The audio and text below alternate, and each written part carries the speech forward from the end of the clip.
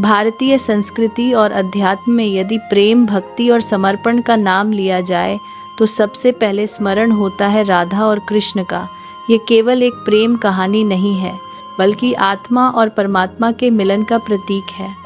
राधा और कृष्ण का संबंध सांसारिक रिश्तों से ऊपर उठकर दिव्य प्रेम का संदेश देता है। मथुरा नगरी में कंस नामक अत्याचारी राजा राज करता था। भगवान विष्णु ने उसे मारने के लिए श्री कृष्ण के रूप में जन्म लिया।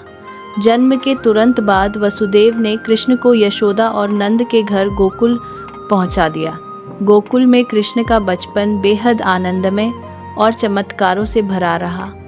कभी वे मक्खन चुराते, कभी गोपियों के घड़े फोड़ते, तो कभी अपनी बांसुरी से पूरे ब्रज को मोहित कर देते।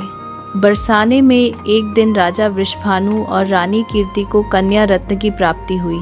वही थी राधा। कहते हैं कि राधा जब जन्मी तो उनकी आंखें नहीं खुली थीं।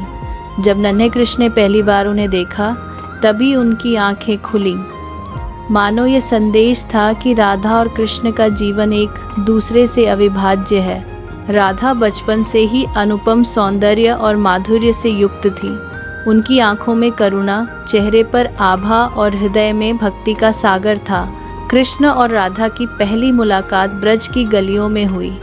कृष्ण अपनी बांसुरी बजा रहे थे और राधा उस स्वर को सुनकर मंत्रमुग्ध हो गई। दोनों की आंखें मिली और युगों युगों से चलने वाला यह दिव्य प्रेम शुरू हो गया। राधा ने कृष्ण को केवल एक मित्र या प्रेमी नहीं माना, बल्कि अपने आराध्य, अपने ईश्वर के रूप में स्वीकार किया। वहीं कृष्ण के लिए राधा उनकी आत्मा थी। कृष्ण की बांसुरी का जादू इतना अद्भुत था कि ब्रज की हर गोपी अपने सारे काम छोड़कर उनकी ओर खिंची चली आती थी। लेकिन उनमें सबसे श्रेष्ठ स्थान राधा का था। कृष्ण का मन केवल राधा में ही बसता था। कभी कृष्ण राधा के साथ रास रचाते, कभी यमुना किनारे उनकी चुटकी लेते। राधा की उपस्थिति में हर पल एक उत्सव सा लगता था। वृंदावन में एक दिन कृष्ण ने रासलीला रचाई। हजारों गोपियां थीं, लेकिन हर एक को लगा कि कृष्ण केवल उसके साथ हैं। यह लीला दर्शाती है कि परमात्मा हर भक्त के साथ होता है, परंतु उस रासलीला का हृदय राधा ही थी। कृष्ण ने राधा को अपना सर्वस्व माना और कहा, राधा मेरे बिना अधूरी है और मैं राधा के बिना। कृष्ण को मथुरा जाना पड़ा क्योंकि उन्हें कंस का वध करना था। जब वे गोकुल छोड़कर मथुरा गए तो राधा का हृदय विरह से व्याकुल हो गया। राधा ने कृष्ण को रोका नहीं, क्योंकि सच्चा प्रेम कभी बंधन नहीं डालता, वह तो केवल समर्पण और त्याग है। राधा ने विरह को भी प्रेम का रूप मान लिया। कृष्ण ने भी महल, राज्य और रुक्मिणी जैसे विवाह संबंध बनाए, लेकिन उनके हृदय में राधा का स्थान कोई नहीं ले सका। समय बीतने के साथ राधा और कृष्ण का प्रेम सांसारिक सीमाओं से ऊपर उठ गया। राधा भक्ति की प्रतीक बन गई और कृष्ण ईश्वर के रूप में पूजे जाने लगे।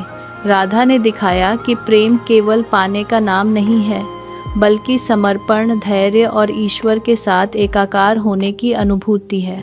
इसलिए भक्त जब राधे कृष्णा कहते हैं तो राधा का नाम पहले आता है। राधा और कृष्ण की कहानी हमें यह सिखाती है कि प्रेम में कोई स्वार्थ नहीं होता। सच्चा प्रेम पाने की अपेक्षा से नहीं, बल्कि देने से महान होता है। जब आत्मा और परमात्मा का मिलन होता है, तब जीवन धन्य हो जाता है। राधा और कृष्ण का प्रेम इतिहास का सबसे अनूठा और दिव्य प्रेम है। यह हमें सिखाता है कि प्रेम कभी शरीर या संसार की सीमाओं तक बंधा नहीं होता, बल्कि वह तो आत्मा और हृदय से जुड़ा होता है। राधा ने अपने जीवन से दिखाया कि सच्चा प्रेम त्याग और भक्ति है, जबकि कृष्ण ने यह बताया कि प्रेम ही जीवन का सार है। आज भी वृंदावन और बरसाना में राधा कृष्ण की लीला गाई जाती है और हर भक्त उनकी जोड़ी को सबसे पवित्र मानता है।